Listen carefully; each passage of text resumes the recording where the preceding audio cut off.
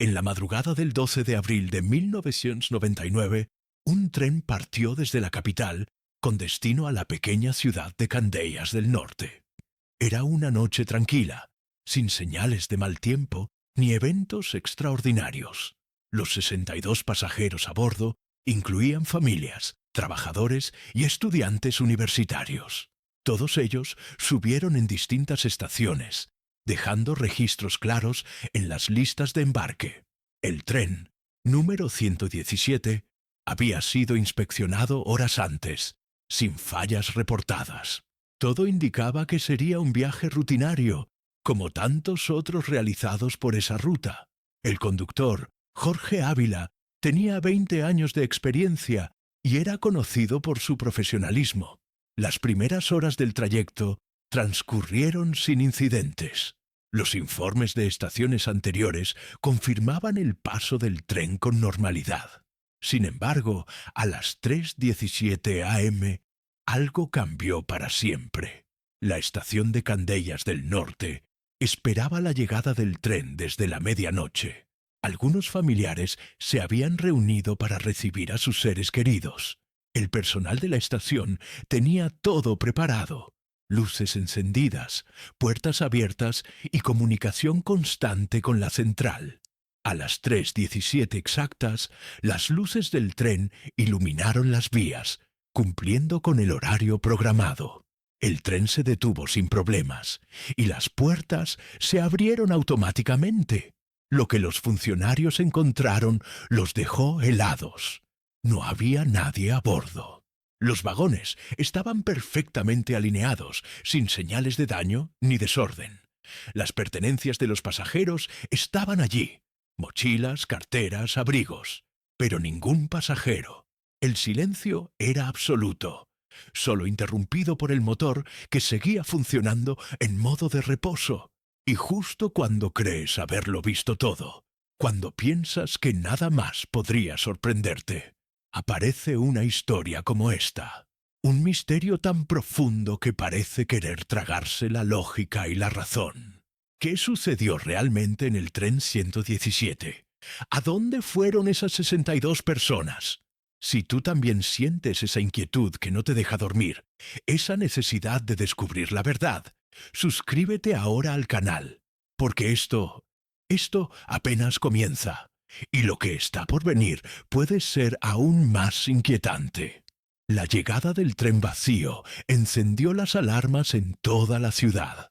Las autoridades locales fueron notificadas de inmediato, y en menos de una hora, el lugar estaba acordonado por la policía. Los investigadores revisaron vagón por vagón, buscando cualquier indicio de lo ocurrido. Encontraron alimentos medio comidos, abrigos doblados cuidadosamente, incluso una radio encendida que emitía estática. Pero no había rastros de violencia ni señales de pánico.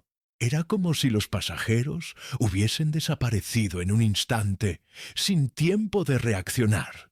Los celulares abandonados seguían sonando.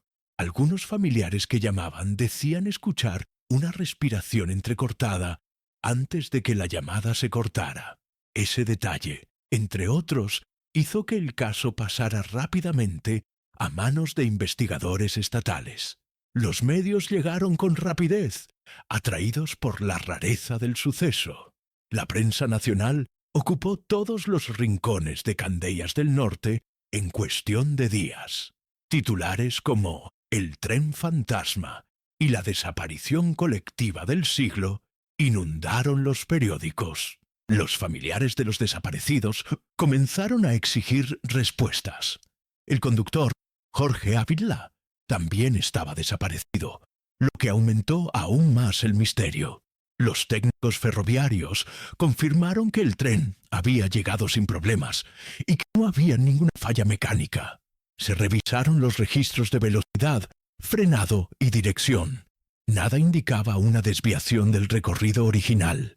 Era como si el tren hubiese cruzado una dimensión alterna en su trayecto final. Las cámaras de seguridad en las estaciones anteriores mostraban a los pasajeros embarcando con normalidad. Personas charlando, leyendo, mirando por las ventanas. El último video captado fue a las 2:56 am, mostrando a una madre con su hijo pequeño, tomando asiento en el vagón central. Luego, todo se apaga. Las cámaras de Candeias, extrañamente, estaban fuera de servicio esa noche por mantenimiento. Los técnicos no pudieron explicar por qué el sistema falló precisamente durante esa franja horaria. La coincidencia era demasiado precisa. Algunos comenzaron a hablar de sabotaje, otros de fenómenos que iban más allá de lo explicable. Un patrón repetido en todos los relatos era el mismo. Los pasajeros habían subido, pero nunca bajaron. La investigación se amplió con la ayuda de especialistas en psicología de masas. Se consideró la posibilidad de un suicidio colectivo, pero no había ningún indicio que lo apoyara. Los pasajeros no tenían relación entre ellos. Eran de distintas edades, regiones y ocupaciones. La hipótesis del secuestro fue descartada por la imposibilidad física de evacuar a tantas personas sin dejar rastro. Incluso se contactó con agencias internacionales para descartar cualquier tipo de experimento encubierto. Las respuestas seguían sin aparecer. La frustración crecía entre los investigadores y los familiares. La comunidad comenzó a dividirse entre los que querían cerrar el caso y los que exigían ir más allá. Un elemento perturbador surgió cuando se descubrió que el vagón número 4 tenía marcas recientes en el suelo, como si hubiese sido levantado y vuelto a colocar. Debajo de ese vagón se encontró una inscripción en latín grabada con algo afilado: Transitus Intermundos. El hallazgo fue mantenido en secreto por varios días hasta que se filtró a la prensa. Traducido, significaba pasaje entre mundos. La noticia causó pánico. Algunos ciudadanos comenzaron a evitar el área de la estación por miedo. Otros se reunían allí a medianoche buscando señales. Aquella inscripción se volvió el centro de teorías esotéricas que hablaban de portales dimensionales y desapariciones cíclicas. Una anciana del pueblo, llamada Clara Mendoza, afirmó que algo similar había ocurrido en 1928. Según ella, su abuelo le contaba que un tren había llegado vacío una noche de tormenta. En aquella ocasión, los documentos fueron sellados y los testigos silenciados.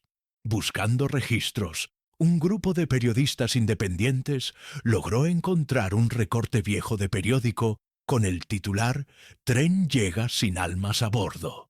La fecha coincidía. La historia fue desmentida por las autoridades, pero ya era tarde. La idea de un patrón oculto entre ambos sucesos comenzó a tomar fuerza. Para muchos, ya no se trataba de un caso aislado, sino de algo cíclico. La policía comenzó a custodiar permanentemente la estación, día y noche. Se instalaron nuevas cámaras, sensores y barreras de seguridad. A pesar de las medidas, nadie se atrevía a subir a bordo del tren, que fue mantenido en una vía especial como evidencia. Las noches eran frías y silenciosas, y algunos agentes reportaban ruidos extraños viniendo del interior del convoy.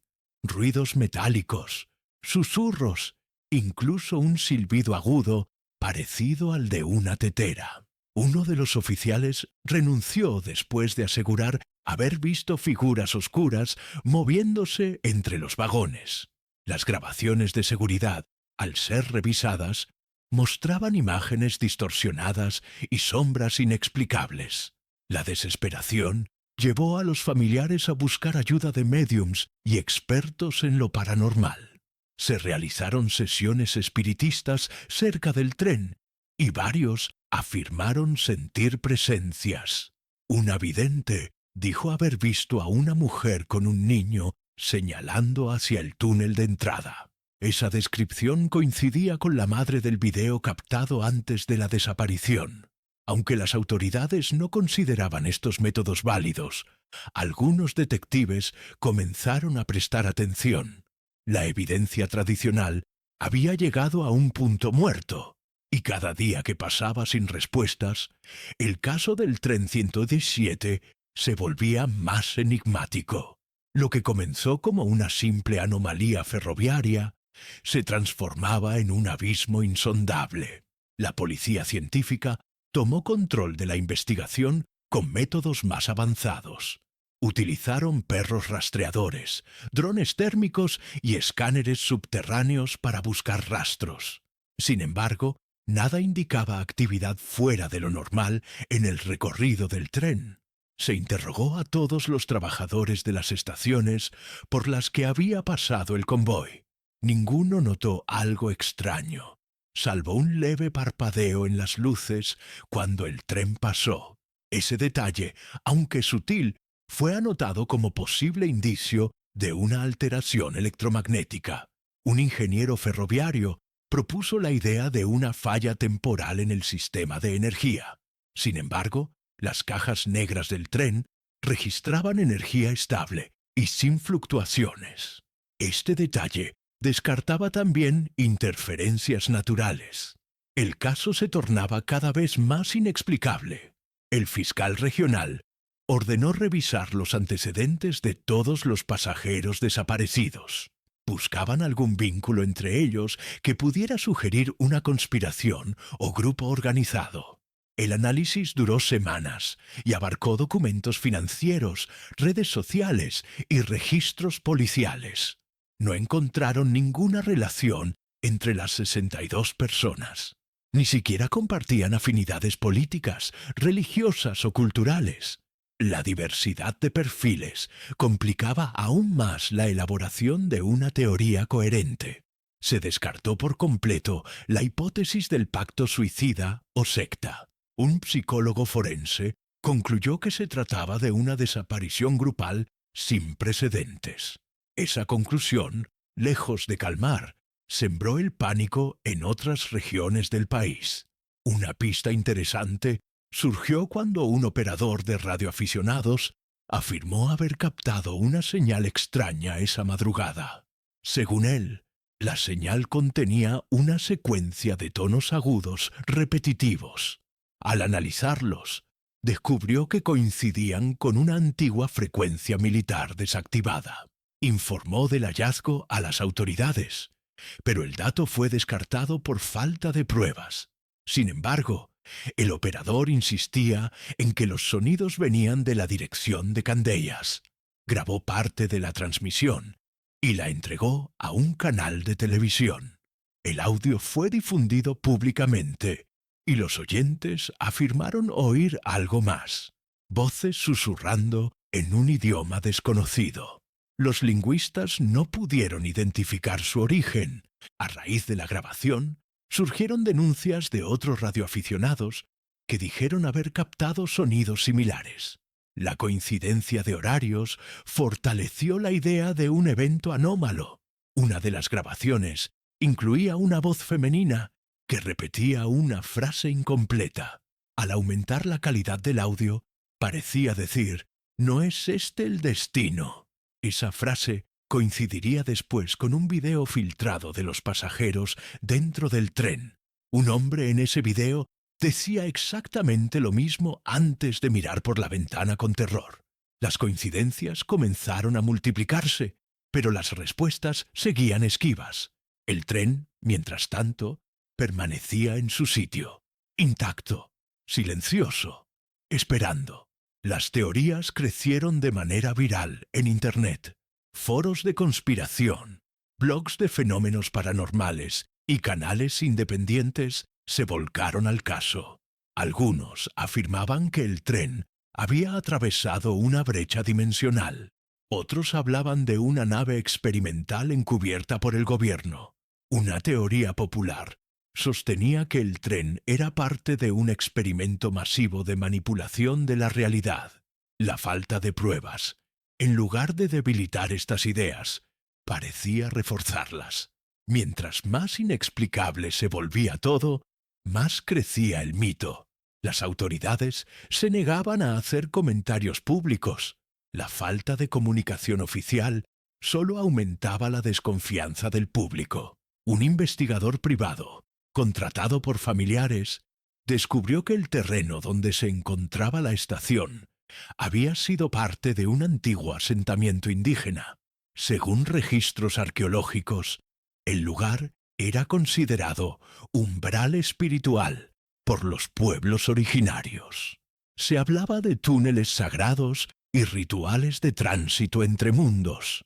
La historia había sido borrada de los registros públicos durante la construcción de la estación. Cuando esta información se reveló, los familiares exigieron excavaciones. El gobierno se negó, alegando falta de presupuesto y justificación. Pero la idea de que el terreno ocultaba algo ancestral comenzó a resonar con fuerza. El clima en la ciudad se volvió tenso. Candeias del Norte, antes tranquila y olvidada, era ahora epicentro de un fenómeno inexplicable.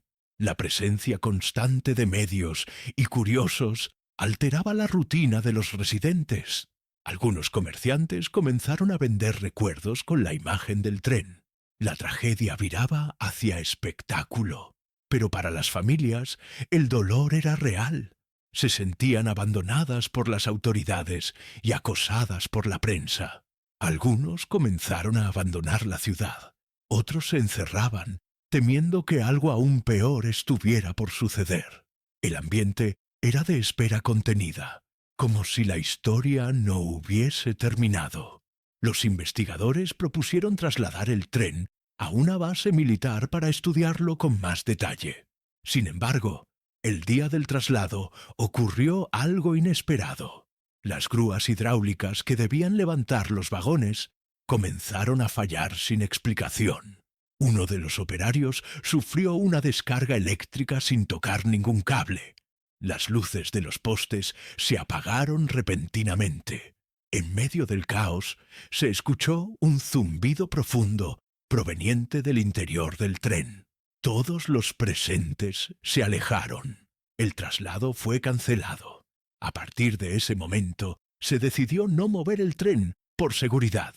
Las teorías sobre una energía no identificada cobraron aún más fuerza. En los días siguientes, una nueva anomalía ocurrió. Una flor extraña comenzó a brotar cerca de las vías donde estaba detenido el tren. No pertenecía a ninguna especie local y tenía un aroma dulce, pero penetrante. Biólogos enviados por una universidad no pudieron clasificarla. Lo inquietante era que solo crecía en un radio de 2 metros alrededor del convoy. Un periodista independiente sugirió que podía ser una mutación provocada por un campo energético. Las flores fueron recolectadas y enviadas a laboratorios, pero desaparecieron en tránsito. Nadie asumió responsabilidad. El misterio continuaba multiplicando sus ramificaciones, como raíces de algo oculto y profundo. El hallazgo que cambiaría el curso de la investigación ocurrió por pura casualidad. Un cineasta aficionado llamado Tomás Lobo caminaba por las inmediaciones de la estación antigua con su perro. Lo hacía cada fin de semana buscando inspiración para sus cortometrajes de misterio. Ese día, algo sobresalía entre la maleza, una pequeña caja metálica oxidada. Al abrirla, encontró una cinta o VHS, etiquetada simplemente como 117. Su curiosidad fue inmediata. Corrió a casa y encendió su viejo reproductor. Lo que vio lo dejó paralizado. Imágenes dentro del tren, aparentemente grabadas por un pasajero. Las tomas eran inestables, como si quien filmaba estuviera nervioso o apurado. Pero lo que más impactaba era el contenido. Los primeros minutos mostraban a los pasajeros sentados, algunos dormidos, otros leyendo o conversando. Era un ambiente de calma normal. Sin embargo, a medida que avanzaba la grabación, los rostros comenzaban a cambiar. Un murmullo generalizado crecía entre los viajeros. Alguien decía que el tren había reducido la velocidad sin motivo aparente. Otro afirmaba que el paisaje fuera de la ventana ya no coincidía con la ruta habitual. Las tomas mostraban árboles demasiado altos y retorcidos, y un cielo que parecía estar al revés. Luego, las luces comenzaron a parpadear. Una mujer con un niño pequeño se abrazaba a él mientras murmuraba una oración. El sonido ambiente se volvía agudo e insoportable. Finalmente, la imagen se tornaba negra. El video fue entregado a las autoridades por el propio Tomás, pero pronto fue filtrado a los medios. Su autenticidad fue puesta en duda, pero expertos analizaron el soporte y confirmaron que la cinta tenía al menos 2 décadas. No era una falsificación moderna. Las ropas, los rostros, todo coincidía con los desaparecidos. Incluso se pudo identificar a varios de ellos a partir de las denuncias originales. La cinta reavivó el caso con fuerza. Volvió a colocarlo en portadas y noticieros de todo el país. Cientos de personas viajaron a Candeias del Norte solo para ver el lugar con sus propios ojos. El tren, ya custodiado por militares, fue declarado monumento protegido hasta nuevo aviso. Uno de los detalles más perturbadores de la grabación era un reflejo. En un segundo de metraje, en el vidrio de una ventana, podía verse una figura encapuchada parada en medio de las vías. Su rostro estaba cubierto, pero su presencia era evidente. No había registros de alguien con esas características abordando el tren. Esa figura se convirtió en ícono de teorías aún más inquietantes. Algunos la relacionaban con entidades que supuestamente custodian portales interdimensionales.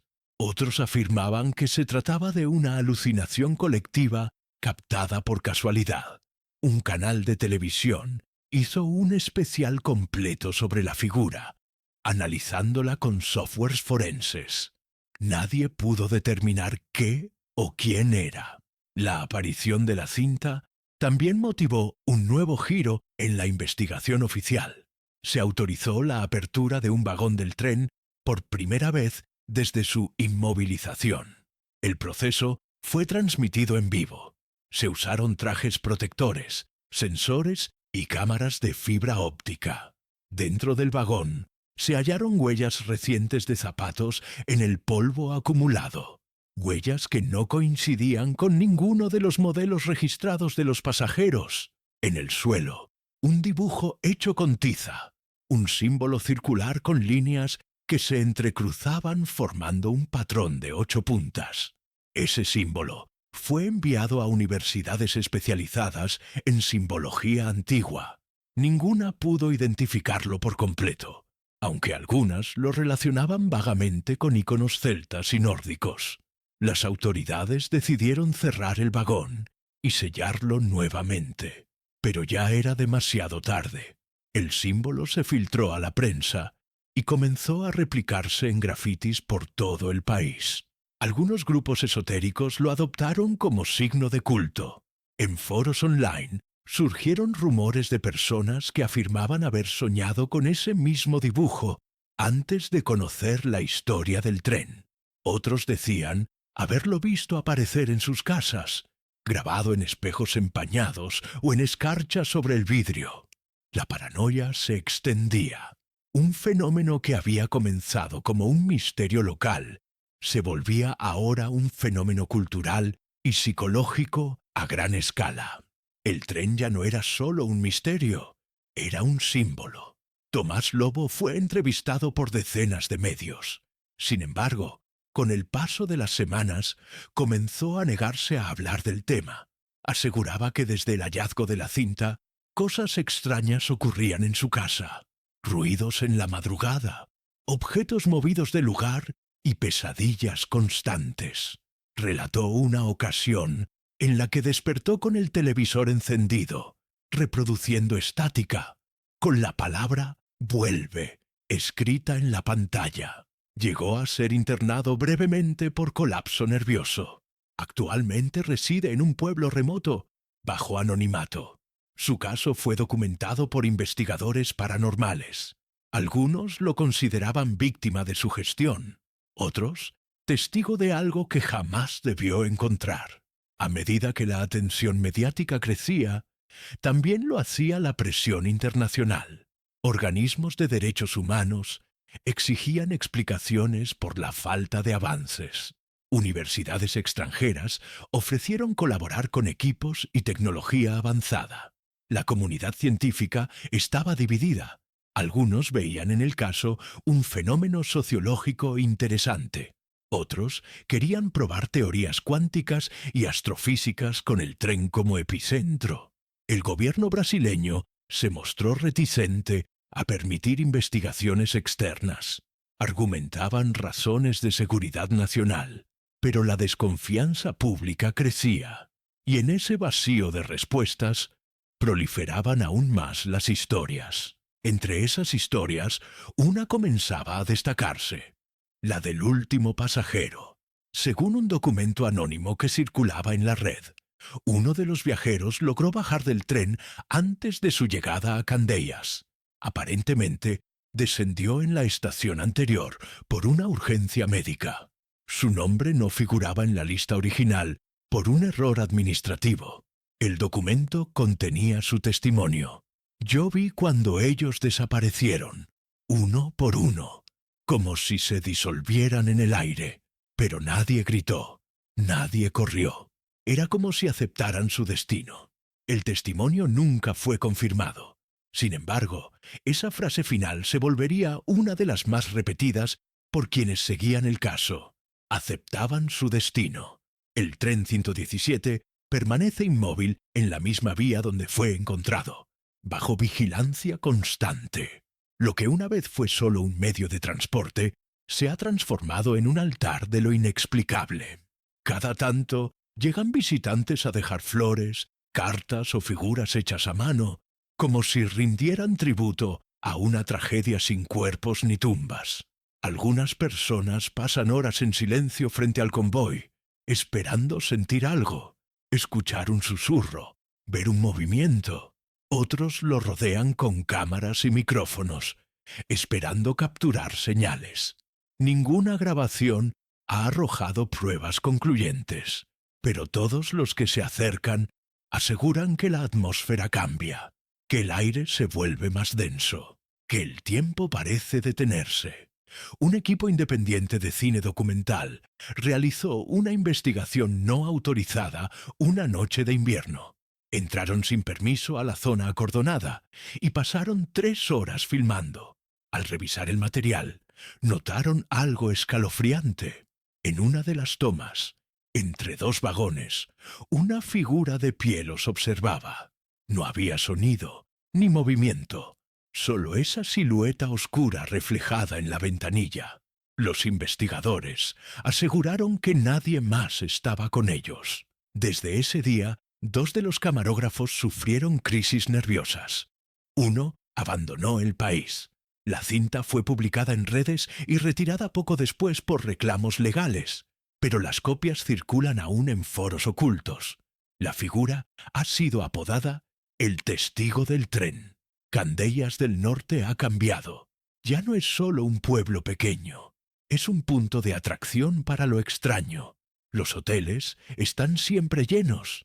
Las tiendas venden desde réplicas del tren hasta libros de conspiración, pero también crece un sentimiento de vigilancia. Algunos habitantes reportan haber visto hombres de traje interrogando a visitantes. Otros dicen haber recibido amenazas por hablar demasiado. La historia ha adquirido un matiz sombrío que va más allá del misterio. Parece haber intereses ocultos en que ciertas cosas no se sepan. El silencio, una vez atribuido al miedo, ahora huele a encubrimiento. Las familias siguen esperando. Han pasado años, pero nadie ha sido declarado oficialmente muerto. Sin cuerpos no hay cierre. Algunos padres colocan velas frente a fotografías ya descoloridas. Madres duermen abrazadas a prendas de ropa de sus hijos. Las noches son especialmente difíciles. Varios aseguran recibir llamadas en silencio a las 3:17 am, justo la hora en que llegó el tren vacío. Las líneas no dejan registro. Los expertos en telecomunicaciones no pueden explicarlo. Es como si algo quisiera recordarles que aún está ahí, que aún observa, que aún espera. Las desapariciones se sienten como heridas abiertas en la piel del tiempo. Los especialistas que alguna vez intentaron cerrar el caso han renunciado. No se puede explicar lo que nos sigue las reglas de la realidad, declaró uno de ellos. Las universidades se dividen entre quienes estudian el fenómeno y quienes lo evitan. Hay miedo, hay confusión, pero sobre todo, hay una certeza que crece como raíz enterrada. Algo ocurrió en ese tren, algo más allá de lo humano, más allá de lo físico, algo que no encaja con nuestras leyes ni con nuestra lógica, y ese algo aún no ha terminado. A veces, cuando cae la noche, los habitantes más antiguos del pueblo juran escuchar el silbato del tren, aunque nadie lo haya activado. Las autoridades mantienen la postura de que se trata de una desaparición masiva sin explicación. El archivo está etiquetado como caso abierto, aunque no se han hecho avances en años.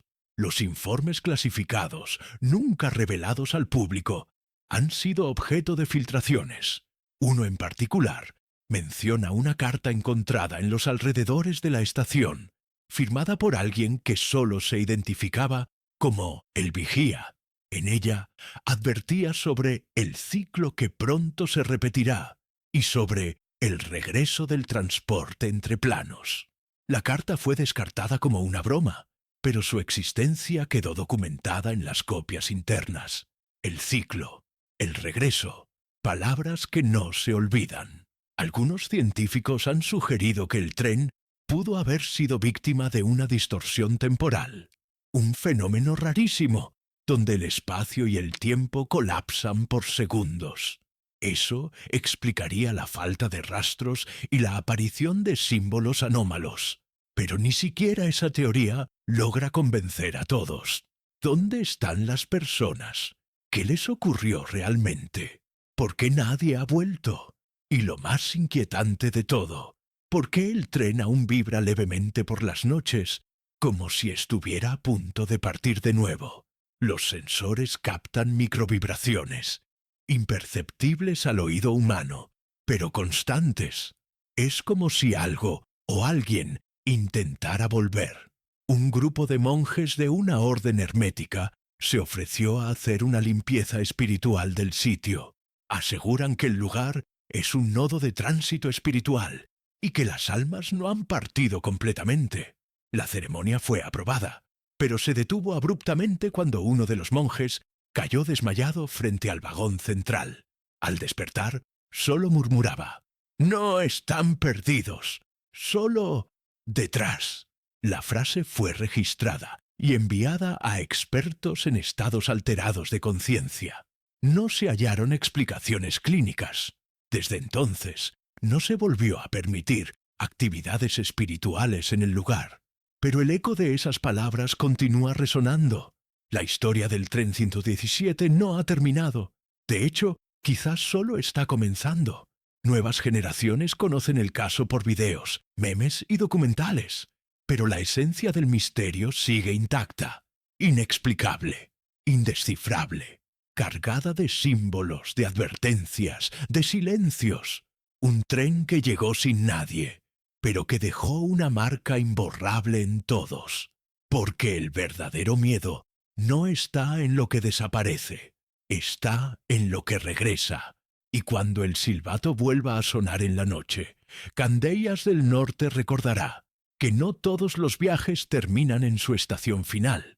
A pesar de los años, la historia del tren 117 se niega a desaparecer. Se ha vuelto una leyenda viva, contada en escuelas, explorada en universidades y temida en susurros por las calles de Candeias del Norte. Cada aniversario, las campanas de la iglesia suenan exactamente a las 3:17 am, como un recordatorio voluntario o accidental de aquella madrugada. Los más jóvenes organizan vigilias en silencio frente al convoy, encendiendo velas y dejando cartas. Algunas de esas cartas, Según testigos, desaparecen sin dejar rastro antes del amanecer.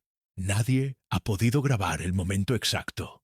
Todo ocurre en el más absoluto silencio. Han surgido documentales, libros y hasta una película inspirada en los hechos.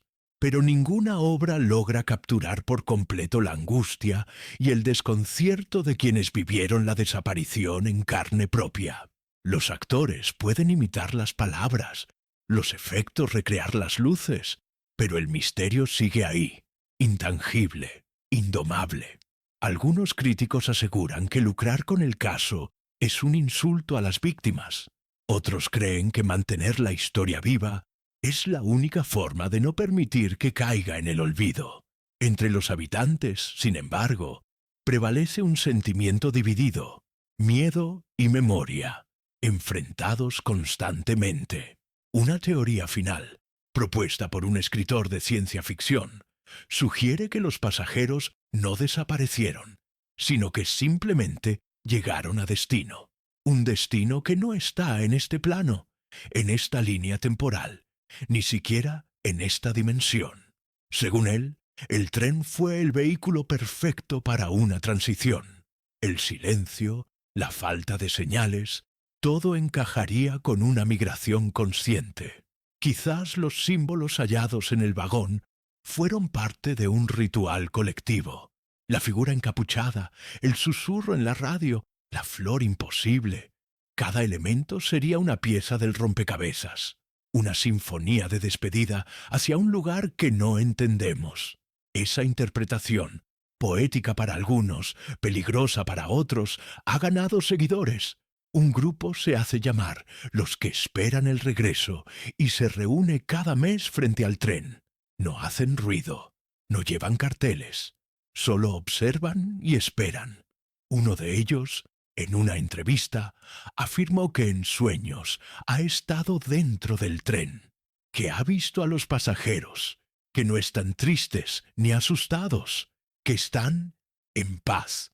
Nadie ha podido verificar esa afirmación, pero para los familiares, esas palabras son un consuelo que no se atreven a rechazar, incluso si solo es un consuelo inventado. Los niños que nacieron después del suceso han crecido con el mito del tren.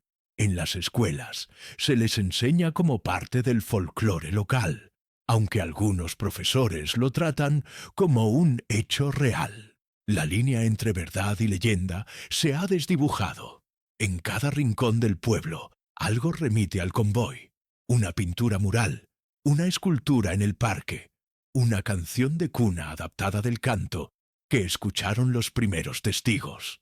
La cultura de Candeias del Norte ha sido moldeada irreversiblemente por el eco de aquel tren que llegó vacío. Todo lo que ocurre en la ciudad parece girar, de una forma u otra, alrededor de ese suceso. Una comisión independiente propuso desmontar el tren y trasladarlo a un museo nacional. La propuesta fue rechazada rotundamente por la comunidad. El tren pertenece aquí, y aquí debe quedarse, dijo el alcalde en una asamblea pública. La población, en su mayoría, está de acuerdo. Hay algo sagrado o maldito en esa estructura de acero. Moverlo sería profanar su historia. Cada tornillo, cada ventana, contiene un fragmento del enigma, y quizás, de algún modo, también una parte del alma de los que se fueron. Nadie quiere arriesgar lo que podría despertar si se perturba el lugar.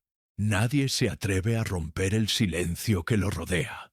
Se han registrado nuevas anomalías. Turistas que afirman haber perdido el sentido del tiempo al acercarse demasiado. Equipos electrónicos que se apagan al intentar grabar. Animales que evitan el área sin razón aparente. Un grupo de científicos propuso hacer un estudio geológico del subsuelo, buscando formaciones que puedan explicar estas alteraciones. Aún esperan aprobación. La burocracia se ha vuelto un muro infranqueable. Algunos creen que es deliberado, que hay quienes prefieren no saber, que el misterio, tal como está, es más fácil de administrar que una verdad inaceptable. Porque si se descubre lo que realmente ocurrió, ¿qué haremos con esa información? Y así, el tren 117 continúa su existencia silenciosa. No se mueve, no habla, pero observa. Cada grieta en su pintura, cada sombra entre sus vagones, parece contar una historia sin voz. Los guardias afirman que algunas noches, cuando la niebla baja espesa, se oyen pasos dentro, pero cuando entran a revisar, no hay nadie, solo el eco, un eco que no pertenece a este mundo. O tal vez, sí, uno que nos recuerda que hay preguntas que no deben ser respondidas, que hay viajes que nunca terminan, que hay trenes que no llevan a un destino, sino al misterio mismo. Cada año, en el mismo día y a la misma hora, alguien nuevo llega a Candeias del Norte, atraído por rumores, por leyendas o por sueños que no comprende. Algunos vienen con cámaras, otros con cuadernos, pero todos se van con más preguntas que respuestas, y a veces con una extraña sensación de haber dejado algo atrás, como si una parte de ellos hubiera quedado atrapada entre los rieles, entre las sombras de los vagones, entre los ecos del tren que nunca debió llegar. Una carta anónima fue dejada en la estación durante el último aniversario. Decía: no teman lo que no entienden. Tengan miedo de lo que se oculta tras el entendimiento. Nadie sabe quién la escribió, pero esas palabras quedaron grabadas en la placa conmemorativa junto al tren. Un recordatorio de que no todo lo que desaparece está perdido, y no todo lo que permanece está realmente aquí. Quizás, en algún rincón del universo, el tren 117 sigue su ruta, llevando a bordo secretos que este mundo no está listo para escuchar. Las últimas investigaciones no han arrojado nuevos resultados. Las autoridades han dejado de dar ruedas de prensa. Los medios se han mudado a otros misterios. Pero Candeias del Norte no olvida. Y cada madrugada, cuando el reloj marca las 3:17, hay quienes aseguran escuchar un silbido lejano. Uno que no viene del viento, ni de los árboles, ni de la imaginación, sino de algún lugar más profundo, más antiguo, más verdadero, porque el tren 117 ya no es solo una historia, es un aviso, es un umbral, es el silencio que grita cuando nadie más quiere escuchar. Si esta historia te estremeció tanto como a nosotros al escribirla, no olvides dejar tu like y compartir tu opinión en los comentarios. ¿Qué crees que ocurrió realmente en el tren 117? ¿Y si aún no ha terminado su viaje?